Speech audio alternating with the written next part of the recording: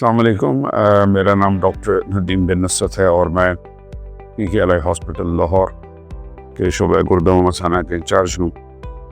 आज का हमारा मैसेज बच्चों की एक एमरजेंसी के हवाले से है। वो ये है कि बच्चे आमतौर से बता नहीं पाते, लेकिन उनका जो इसका रिस्पॉन्स है इस अबनॉर्मेलिटी का, वो उनका रोने की सूरत में होता है और उनके पेन की सूरत में होता है, जिसकी तरफ वो सिर्फ इशारा कर सकते हैं या अपना हाथ लगा सकते हैं, बता नहीं पाते। वो ये है कि उनको टेस्टिकुलर पेन होता है और उसकी जो वजह है वो ये होती है कि न्यूबॉर्न से लेके और प्यूबर्टी तक, यानी 13 साल या 15 साल के बच्चे तक, कोई भी टेस्टिस दायां या बायां, दोनों में से कोई या दोनों ट्विस्ट हो सकते हैं, घूम सकते हैं। चूँकि दोनों टेस्टिस जैसे छोटा सा धागा या उसको रस्सी कह लें, उसके साथ अटैच्ड होते हैं और उसके ट्विस्ट की वजह से उनके टेस्टिस जो हैं वो रोल कर सकते हैं, ट्विस्ट कर सकते हैं, घूम सकते हैं, जिसकी वजह से वो जो पीछे से सप्लाई आ रही है वो कट ऑफ हो जाती है। उस सप्लाई के कट ऑफ होने के साथ उनको इंतहाई नौइयत का पेन होता है और जिसकी वजह से अगर आप उनको हल्की फुल्की दवाई दे भी दें, कैल्पोल वगैरह या कोई दर्द की दवाई, तो वो चुप नहीं होते। तो अगर बच्चा रो रहा हो, मेल चाइल्ड अगर बच्चा रो रहा हो और आपके दवा दारू से या आपकी तसल्ली से, पैम्पर चेंज करने से, फीड देने से किसी भी तरीके से चुप ना हो, तो इस चीज़ का एहसास और एहतियात करना चाहिए कि आप उसको एग्ज़ामिन करें और 2-3 चीज़ों को देखें। पहली बात, उसका हाथ किस तरफ जा रहा है, ये रिफ्लेक्स है, उसका हाथ किस तरफ जा रहा है और या वो अपने जिस्म के किस हिस्से को पकड़ रहा है, क्योंकि वो बता नहीं पाएगा। एक चीज़। दूसरी चीज़ ये कि आप जिस हिस्से को पकड़ रहा है या जिसकी तरफ उसका हाथ जा रहा है, उसको देखिए।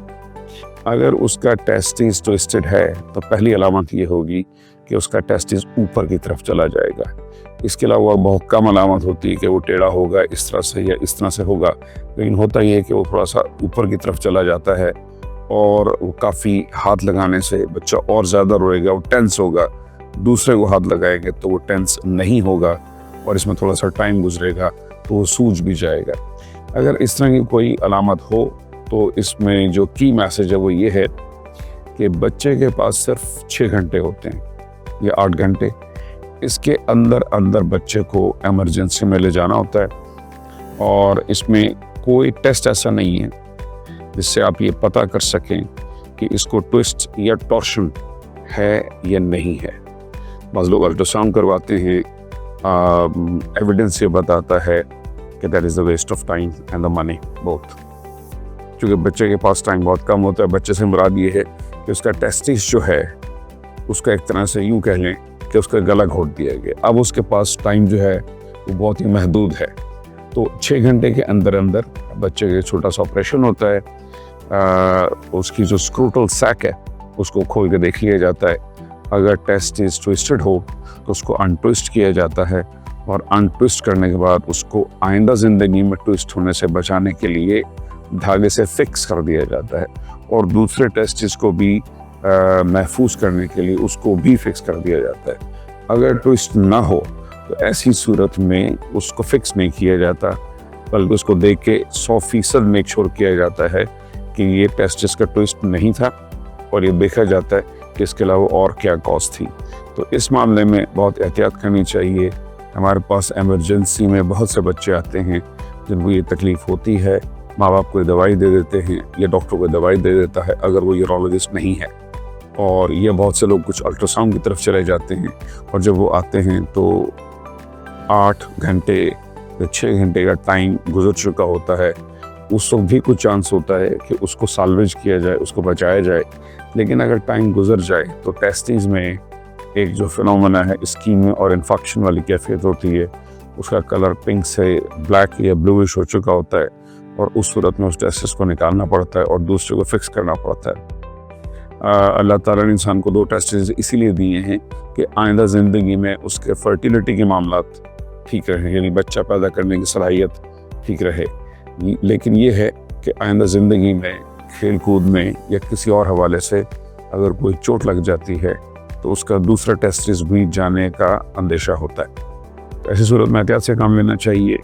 ये मामला जो हैं ये फर्टिलिटी के हैं, ये मेल हार्मोन्स के हैं, बच्चे की ग्रोथ एंड डेवलपमेंट के हैं। और अगर बच्चे को एबनॉर्मल तरीके से दर्द हो रहा है उसको तवज्जो देनी चाहिए, इग्नोर नहीं करना चाहिए। थोड़ा सा देख लेना चाहिए बच्चे को, और अगर ऐसी सूरत हो तो डॉक्टर को दिखाना चाहिए, फ़ौरी तौर से मुआयना करवाना चाहिए, ताकि फ़ोन पे या एक मैसेज करके किसी से मशवरा कर लेना कि बच्चा रो रहा है क्या करें। आपको देख लेना चाहिए कि बच्चे का बिहेवियर या उसका रिएक्शन क्या है, और उसको जांचते हुए देख लेना चाहिए कि अगर उसको टेस्टिस की तरफ कोई प्रॉब्लम है मेल चाइल्ड को अगेन, तो उसको फ़ौरी तौर से डॉक्टर के पास लेके जाना चाहिए। और ये जहन में रखना चाहिए कि उसके पेशाब के टेस्ट, ब्लड टेस्ट या दूसरे टेस्ट करवाने में, अल्ट्रासाउंड करवाने में टाइम ज़ाया ना किया जाए, उसको एक्सप्लोर किया जाए, उसके टेस्टिस को बचाया जाए, चूँकि आइंदा ज़िंदगी में उसके लिए बहुत अहम है।